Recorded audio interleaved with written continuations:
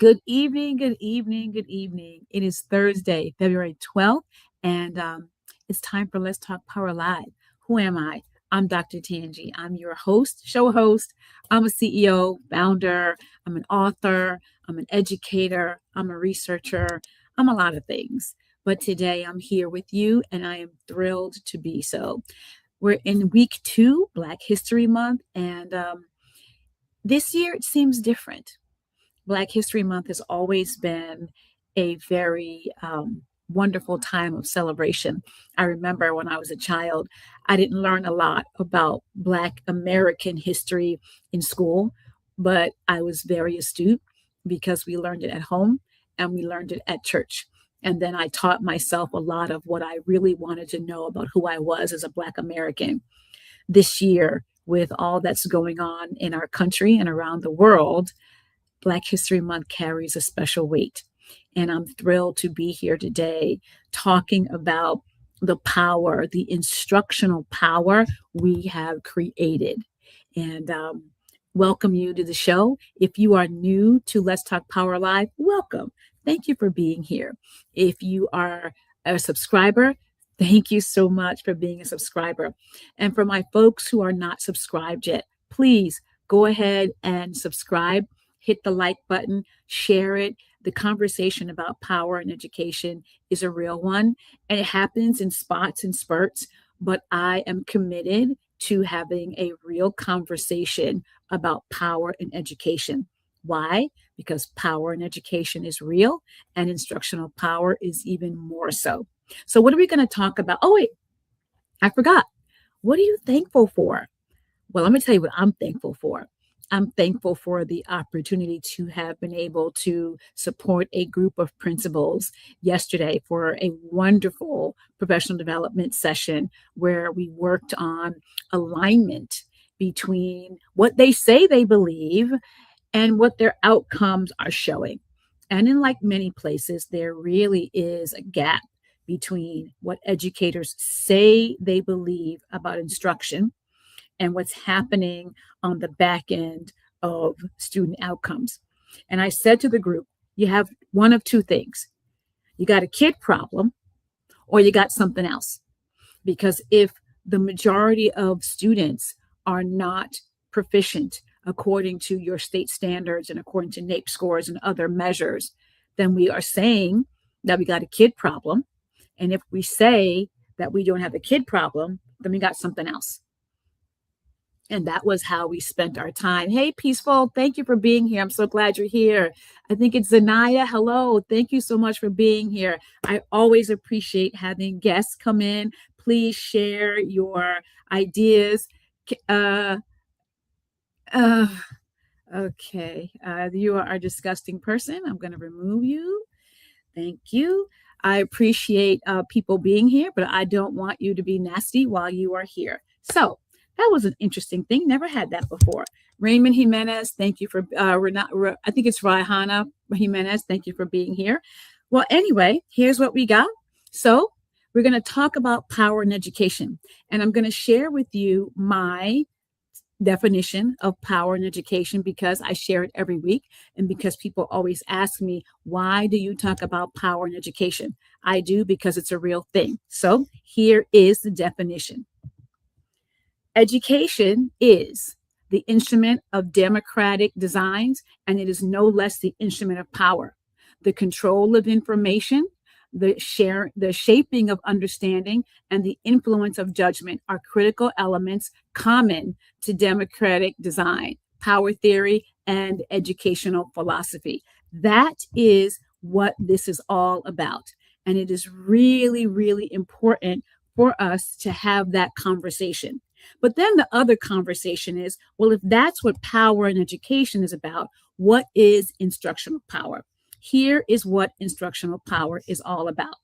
Instructional power can be understood as an educator's use of their state, district, and building ascribed job-related authority to afford or constrain access to learning.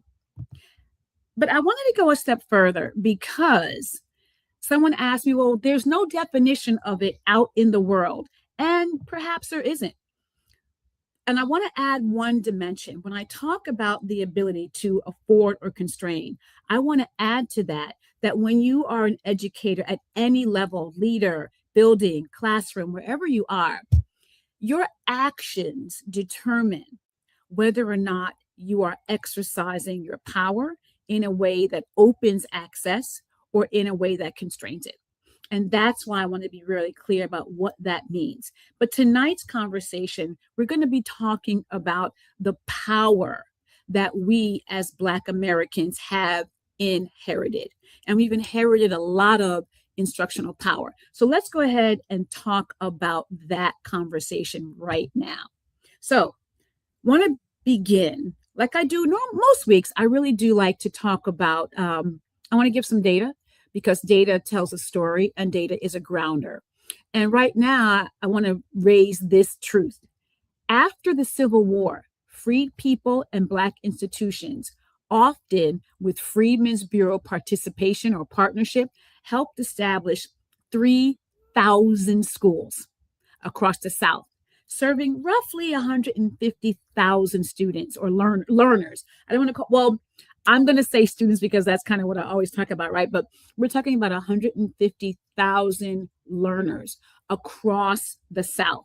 And we're focusing on the South because that's where the fight for our emancipation was wrought in an explicit way. In the North, we like to think that the North was innocent. The commerce of the North was built on the engine of the South. Our banks, our factories, those were in the North and other places. And so we like to pretend that our Civil War was a Southern situation when it was a national one. But right after the Civil War, we see this explosion in literacy that becomes above ground.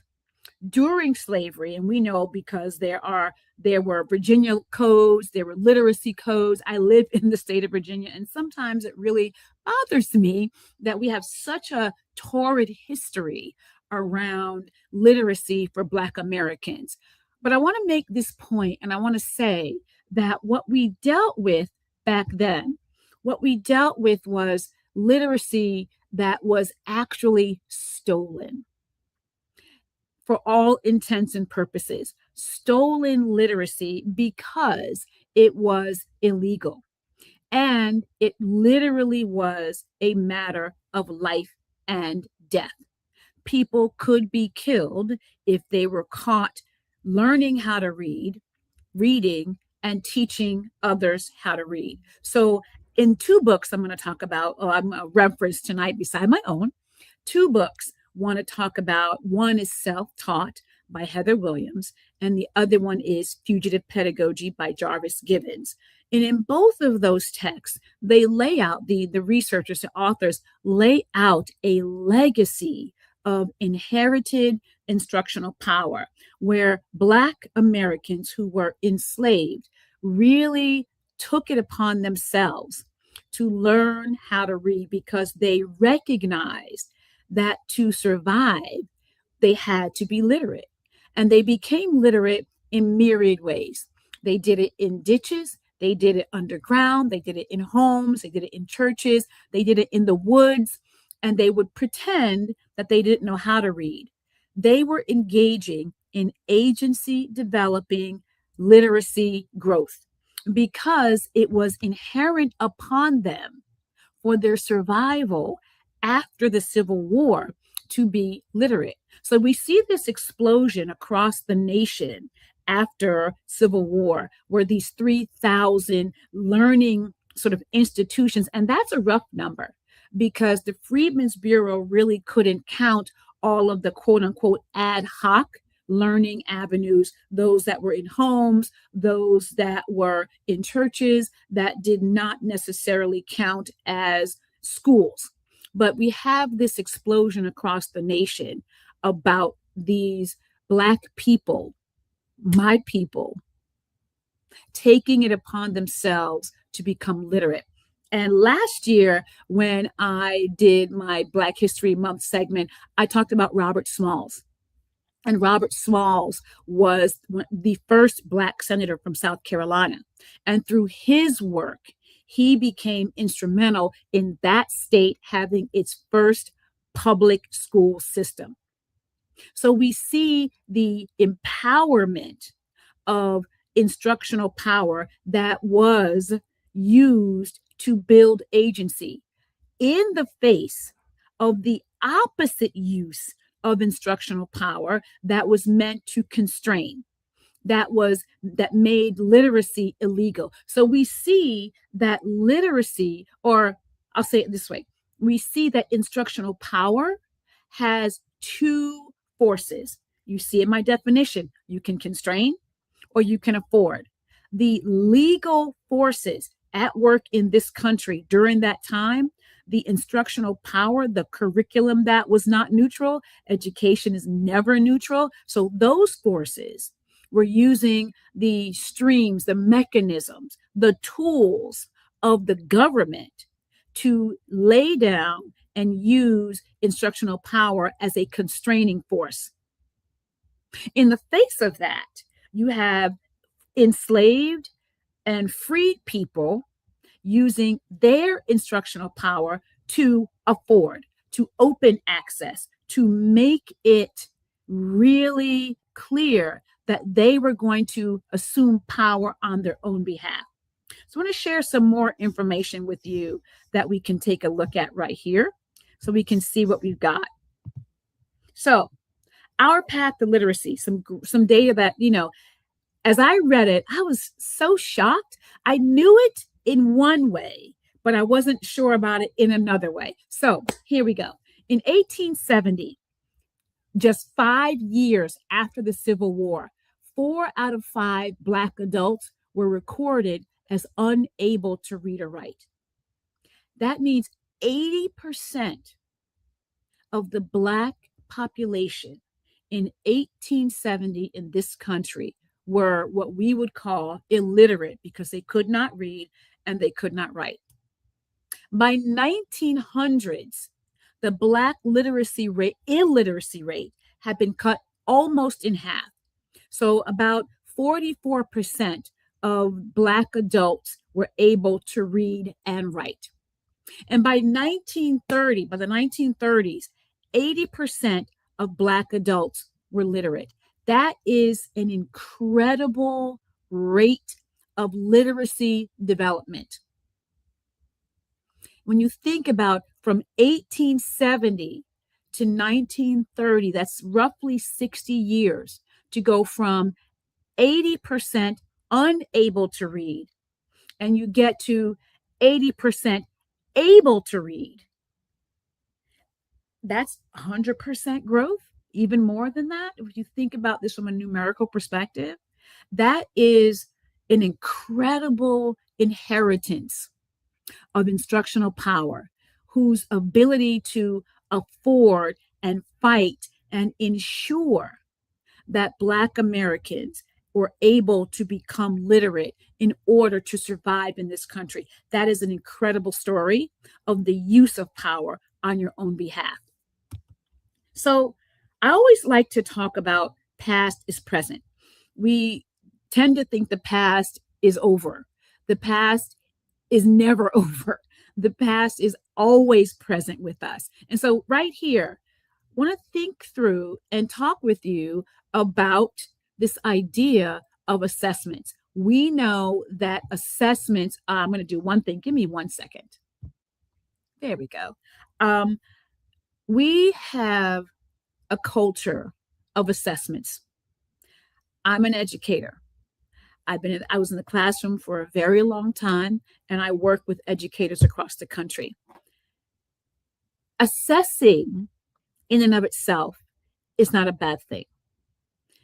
From the day a person is born, they get assessed. The first thing a doctor does when a child enters this realm is take measurements. It's important to understand, though, how assessments are used or have been used as tools to weaponize. So here's some information I want to share with everybody here.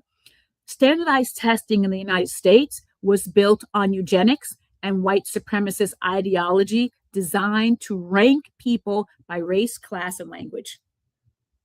Now, in chapter 4 of my book, Understanding Your Instructional Power, I talk specifically about the English language and how it was meant to be used in the United States. But just know that this idea of assessments were designed as a mechanism of division, of separation. Next thing, test content, norming samples, and scoring methods systematically advantage white middle-class students through cultural and linguistic bias. Studies were done on the SATs for decades. And on simple things like a person using the word bucket versus pail. And it wasn't that the child didn't know the content. They weren't using the language of bucket and pail, or all of the examples were in areas where white middle class people lived and involved in those activities. Things like skiing that may not necessarily attract or be common in places where they're not always going to be going skiing. So the way in which language has been used as a weapon, again, to divide. And we can talk about how language is being used to divide now in the wake of the Super Bowl, and how there was a great deal of angst about Bad Bunny not speaking English himself when English is his second language. But he's an American citizen. I digress. Next, when Black students gain access or improve scores, systems often introduce new hurdles, higher cut scores, harder placement tests, more gatekeeping. There is this need to constantly reinforce a narrative of Black underachievement. We constantly hear the framing of a Black achievement gap. Well, the gap is not an achievement gap. The gap is a resource gap. The gap is a gap where you're asking me to perform at a level when you have not provided the requisite instruction, the requisite resources. And not only do you not provide the requisite resources or instruction, you go out of your way to make getting those resources difficult. So as we think about the ability to go from 80% illiterate in 1870 to a more common rate of 80% or higher of literacy, and common numbers have the Black literacy rate, 88% of all Black Americans are literate. When we have that level of reversal, when there is a concerted, concentrated, systematic, and systemic push to undo every gain, this idea of instructional power resonates even more. Whether through test design or test use, assessments have been repeatedly weaponized to protect white advantage and police Black access to opportunity. So what does that even mean? That means that in the face of staggering opposition, life and death, literal, life and death, metaphorical, we have seen Black Americans exercise power in ways that afford opportunity and make it so that we are able to really be successful in the wake of staggering odds. This idea of opposition to growth, this idea of narratives that really keep it so that we are in this place of illiteracy. And the narrative, I was in a school today, and we were talking about the ways in which students are going to perform on an upcoming assessment. And the coach in the building asked the teacher, well, how do you think students are going to perform on the assessment? Without blinking an eye, the teacher said, horribly. The number of students in her class, she had under 20 kids, and the majority of her students were students of color, primarily students who are learning English and students who look like me. They were Black and brown students in her class. And without blinking an eye, she said that they were going to perform horribly. That's not so bad in and of itself, but without the requisite strategy to support her kids, then she's leaning into a narrative of inability and lack. So as we think through what it means to actually exercise instructional power, because your students, your teachers are going to provide the kind of education that is in line with their core beliefs. The narrative in the United States has always been one of Black inability through eugenics, through our measuring of our brains, through Darwinism. We've always been presented as a group of people unable to be successful. We've always been presented as a group of people that were intellectually inferior. But if we look at what our history has shown us over the last near 400 years, we know that that is the opposite. The challenge, though, is that in buildings, in classrooms across the nation, and the data that comes out, we continue to see that the stated beliefs and the actual beliefs, there's a distance between them because the outcomes are more in line to what people actually say, to what they actually believe about Black and brown kids, that they are intellectually inferior. And so I want to think about, what does it mean if we were to turn the tide on this idea of Black inferiority? What does it look like when we use the inherited instructional power to move our literacy forward, to move our achievement forward? What does that look like and feel like? And every week I give you power moves. So I'm going to give us the power moves, and I'm going to talk through them this week. But before I do that, I want to remind you, please go ahead and hit the like and subscribe button. Would love to have you as a subscriber to the show. So let's go ahead and talk through our power moves for this week. Power move number 1. I want you to examine the memory beneath your practice. Now, here's the thing. You might say, what do you mean by the memory beneath my practice? We all have power memories. The way we understand ourselves as adults in relationship to children is shaped in how we experienced the adults in our lives when we were kids.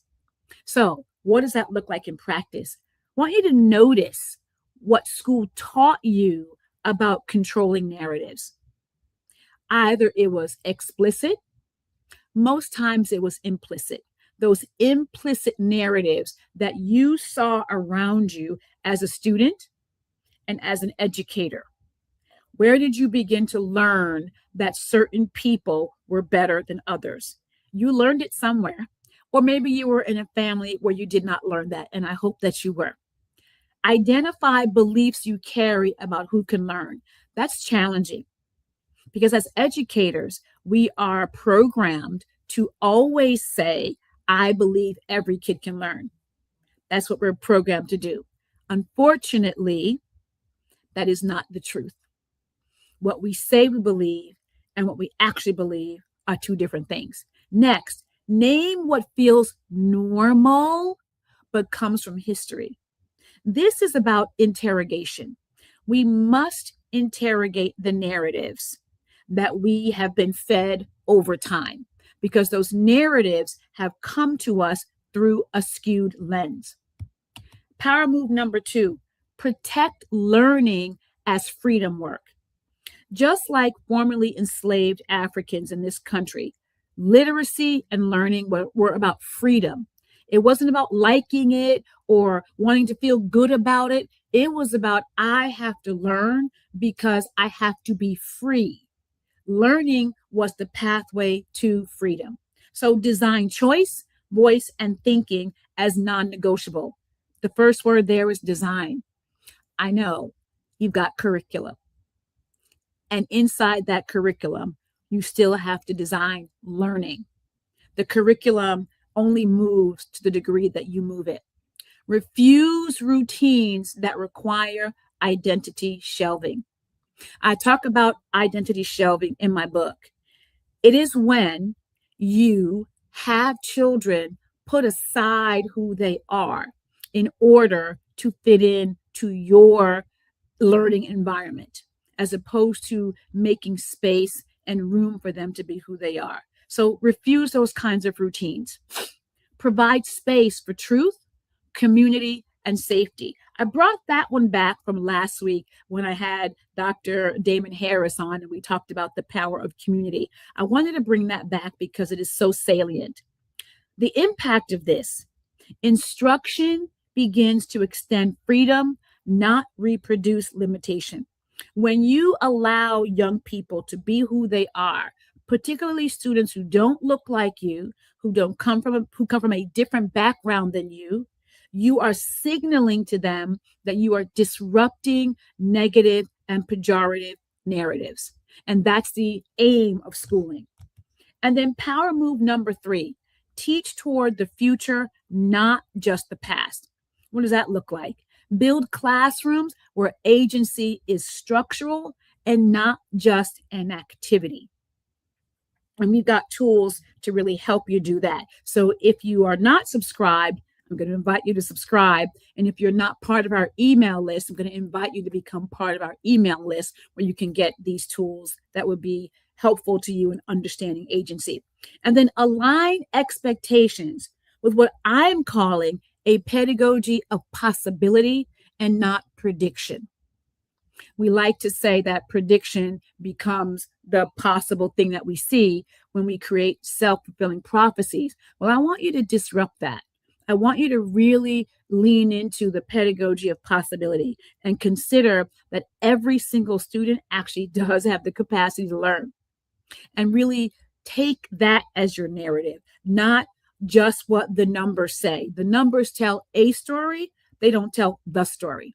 And then I'm going to power move number 3. The action step here is make liberation visible in daily learning experiences. How do you do that? Through your questioning, through the materials that you interrogate and you help your students interrogate. What's the impact of that? Instructional power will lead to agency and empowerment as opposed to protection and disenfranchisement.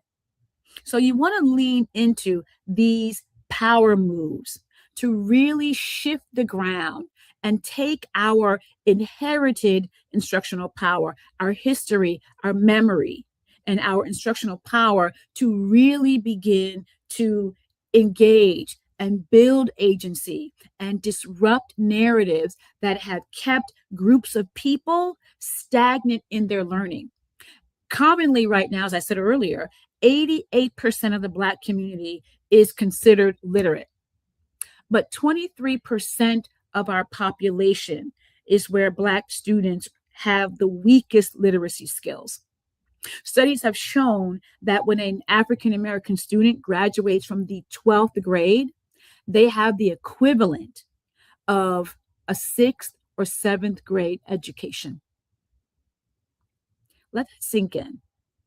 They've been in school for 12 years, and yet when they graduate, they have learned the equivalent of 4 or more years less. That is different and a lot lower than their white and Asian counterparts. There's some belief we have to get to. there's some instructional power that is becoming a barrier. It's a constraining force. So, I'm going to give you that gem for the journey. Every week, we have really been inviting you on a journey for instructional power. If what I'm talking about resonates with you and you want to kickstart your understanding of your power memory, you want to engage in deep reflection about your learning environment, how to disrupt what you may not been able to name yet. So you want to name it and then you want to disrupt it. This is the course for you. It is 7 modules, all self-guided. You can do it individually, but of course, I'm going to invite you to do it with a colleague. There is the QR code and there is a link there because instructional power can be used to build agency, not disenfranchise. And now, I want to share, here's our recap. Learning has always carried resistance. Teaching has always had 2 possibilities, constrain or afford. Instructional power is inherited to empower or disenfranchise. So we have seen through history that people have used power systemically and systematically to disenfranchise. And we have seen the counteraction of that to build agency and enfranchise and empower. But right now, leaders, and when I say leaders, I mean leaders at every level, you must choose what's going to continue. Will you continue with the disenfranchisement and power protection? Or will you lean into agency and empowerment and growth to disrupt negative narratives? That's our recap for this week. But I had an announcement. This year marks year 3 of our book, Understanding Your Instructional Power. And we are celebrating with an exclusive giveaway. We are inviting you to join us on February 26th for a subscriber-only event. And you will be able to win a copy, a signed copy of our book, and a commemorative limited edition pin. But you got to, 1, you got to be a subscriber. 2, you have to join our email list so that we can get you the information and put your name into our drawing. But then lastly, you have to join the show that day so that we can pull your name, get your information, and get you your book and get you your pin. So go ahead, subscribe, join our email list. And if you have some questions about it, you can please DM me and we'll be happy to get you the information. So that's what we're doing. That's my special announcement, our 3rd anniversary celebration of the book. And if you don't have it, here's how you can get your book. There's a link right there. Please let us know if you have the book. Tag us on social media and let us know how instructional power is helping you disrupt the negative narratives in your learning environments. That's all we have for this week. Oh, wait, no, we don't. Next week, we have Bobby Mills coming to talk about assistant principals and their path to promotion. And we're going to do all of that again through the lens of Black History Month and power as always. And so want to say thank you for joining another episode of Let's Talk Power Live. Have a great rest of your day. Thank you for being here.